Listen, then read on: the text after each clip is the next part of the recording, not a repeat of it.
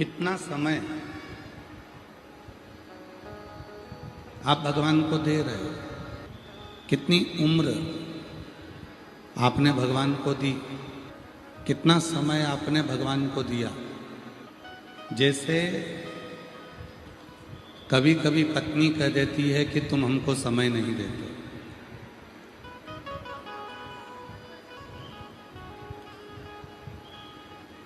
और यदि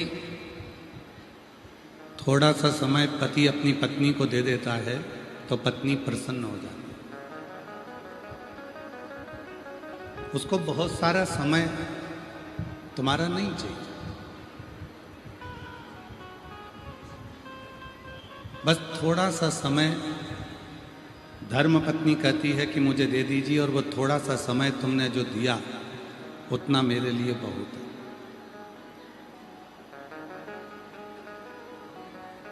मुझे बहुत समय नहीं चाहिए, आप मुझे केवल थोड़ा सा समय दे दो, वो समय मेरे लिए बहुत है। उसी तरह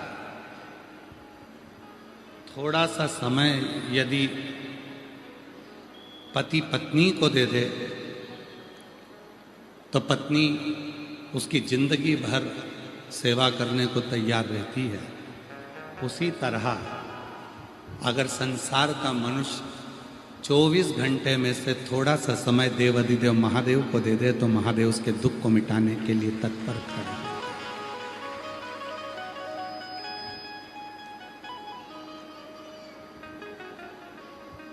बहुत नहीं मांग रहा,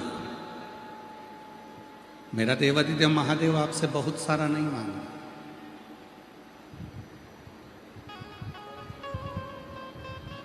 चौबीस घंटे परमात्मा ने आपको और हमको दिए।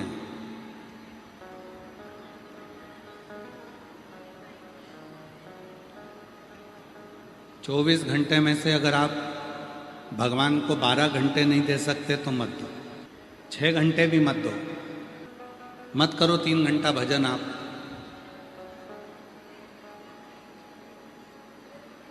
पर शास्त्र कहता है 24 घंटे में से 3 घंटा भजन करो, 3 घंटा नहीं कर सकते तो 1.5 घंटा करो, 1.5 घंटा नहीं कर सकते तो 1 घंटा करो, 1 घंटा भजन नहीं कर सकते तो कम से कम आधा घंटा करो, आधा घंटा नहीं कर सकते तो 15 मिनट करो, 15 मिनट नहीं कर सकते तो 5 मिनट करो, और 5 मिनट भजन नहीं कर सकते तो 1 मिनट करो, और 1 मिनट भी नहीं कर सकते तो चुल्लू भर पानी में डूब मरो।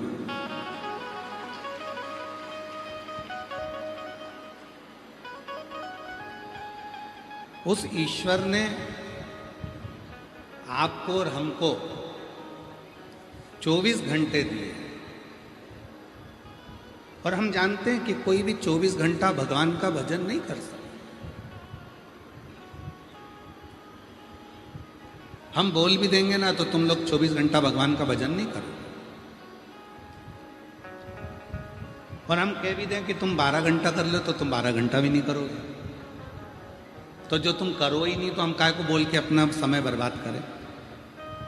शिव पुराण कहती है 24 घंटा भजन नहीं कर सकते, 12 घंटा नहीं कर सकते, 6 घंटा नहीं कर सकते, 3 घंटा नहीं कर सकते, 1.5 घंटा नहीं कर सकते, आधा घंटा नहीं कर सकते, कम से कम 1 मिनट भी अगर आप भोलेनाथ के नाम का उच्चारण कर रहे हो, श्री शिवाय नमस्तुभ्यम कह रहे हो, नमः शिवाय कह रहे हो, ओम नमः शिवाय कह रहे हो, तो याद रखना कि तुमने जो 1 मिनट मेरे शंकर भगवान को दिया है, तुमने 1 मिनट जो मंत्र का उच्चारण किया है, एक दिन ऐसा आएगा कि जिस समय पर तुम दुख की घड़ी में खड़े होगे तब वो 1 मिनट का दिया हुआ श्री शिवाय नमस्तुभ्यम तुम्हारे सामने खड़ा होगा और तुम्हारे दुख को मिटाना।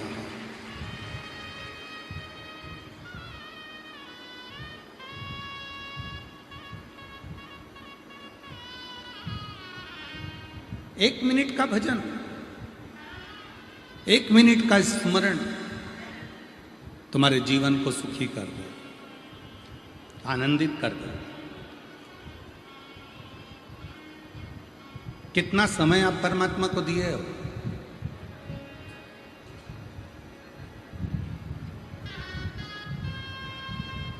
कितना समय आप भगवान को दिए हो यह आपके ऊपर निर्भर करता है। कितना समय आप ईश्वर को दिए हो यह आपके ऊपर निर्भर करता है। एक बहुत अच्छी बात आती है, एक संत अपनी शिष्या के घर पहुंचे। भजन करते करते संत शिष्या के घर पहुंच गए। सास ने प्रणाम किया, ससुर ने प्रणाम किया, पति ने प्रणाम किया, शिष्या ने प्रणाम किया, बहू ने।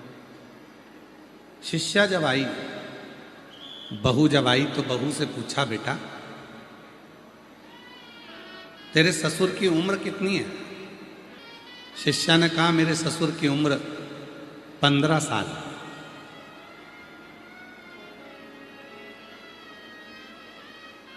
सास को गुस्सा आ गया,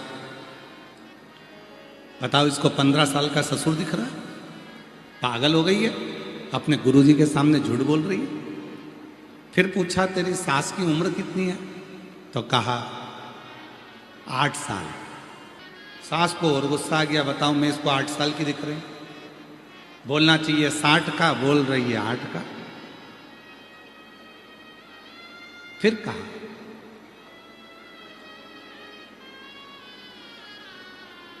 तुम्हारे पति की उम्र कितनी है?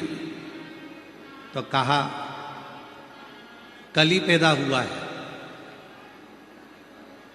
और तुम्हारी उम्र कितनी है? कहा 48 वर्ष मेरी उम्र है।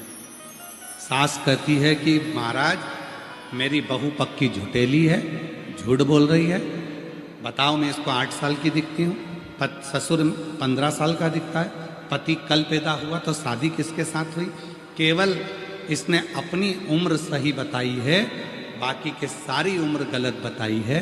इतने में संत ने कहा, माँ मैं तुम्हारी बहू से तुम्हारी उम्र नहीं पूछ रहा था, मैं तुम्हारी बहू से तुम्हारे शिवालय जाने का, शिव पुराण सुनने का, कथा में जाने का पूछ रहा था कि तुम सत्संग में, भजन में, कथा में कितने सालों से लगी हो। ससुर 15 साल से भजन में लगा है, भले उसकी उम्र 75 साल है, पर सही उम्र तो 15 साल है जो भगवान की भक्ति में लगाई गई।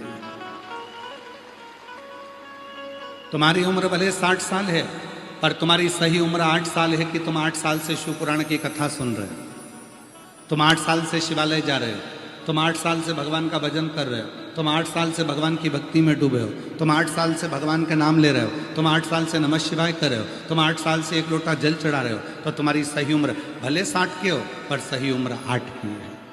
और पति से रोज कहती थी, दूधनाल में कथा चल रही है, चलो कथा सुनने चलो। रोज कहती थी मंदिर चलो, शिवालय चलो, कभी नहीं गए। तीरथ चलो, कभी नहीं गए। बस कल ही कथा में दूधनाल आए हैं, मतलब मेरे पति का जन्म कल ही हुआ है, इतने साल तो व्यर्थ ही हुआ। और मैं 48 वर्ष की, बचपन में भी भजन करती थी, युवानी में भी करी, आज मैं अपने ससुराल में भी भजन कर रही हूं जो मायके में मैंने किया। कर्म, कितना तुमने शिव का भजन किया, कितना तुमने भगवान की भक्ति करी, कितनी उम्र तुमने भगवान के भजन में लगाया, सबसे ज़्यादा जरूरी वही है। बाकी का समय तो तुमने जो निकाला कमाने में, परिवार में, कुटुंब में, कबीले में, ये सब गिनती में नहीं आया। गिनती में तो वही आया जो तुमने परमात्मा के लिए लगाया। और याद रखना मेरी जीजियों, मेरे धाराशिव जिले की मेरी जीजियों, मेरे दूधनाल की जीजियों, उमरगा की जीजियों, मेरे जीजाओं, मेरी बेटियों, मेरे बेटाओं, मेरे बुजुर्ग माँ बाप, याद रखना तुमने जितना समय भगवान को दिया है, तुम्हारी अंतिम श्वास के समय पर तुम्हारे परिवार वाले डॉक्टर से कहेंगे ये पैसा रख लो, पर हमारे पति की, हमारे पत्नी की, हमारे बच्चे की, हमारे ससुर की, सास की थोड़ी सी और जी ले, थोड़ा प्राण और मिल जाए, थोड़ा और जी लें, ऐसा कुछ कर दो। वो डॉक्टर कहेगा मैं अपना पूरा काम कर रहा हूँ, आगे उसकी मर्जी है। तो याद रखना, तुमने जितना समय भोलेनाथ को दिया है, तुम्हारी अंतिम समय में उतना समय मेरा बाबा तुमको बढ़ा देगा और तुम्हें स्वस्थ कर कर तुम्हारे घर तक पहुँचा देगा।